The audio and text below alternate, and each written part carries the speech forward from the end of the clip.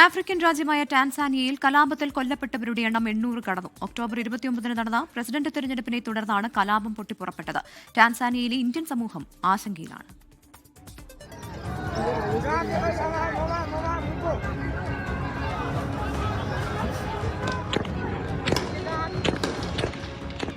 President തെരഞ്ഞെടുപ്പിൽ പ്രതിപക്ഷ party നേതാക്കളെ മത്സരിക്കുന്നതിൽ നിന്നും വിലക്കിയതിനെ തുടർന്നാണ് ടാൻസാനിയയിൽ കലാപം പൊട്ടിപ്പുറപ്പെട്ടത്.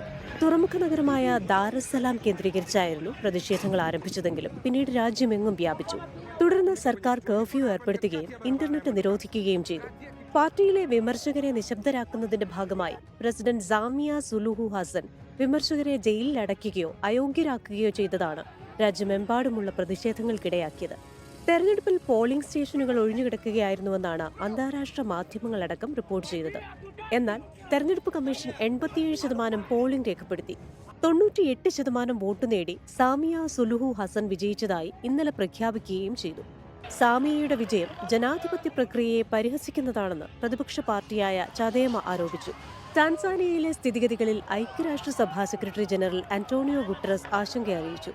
15,000-ഓളം പ്രവാസി ഇന്ത്യക്കാരാണ് ടാൻസാനിയയിലുള്ളത്. International desk 24.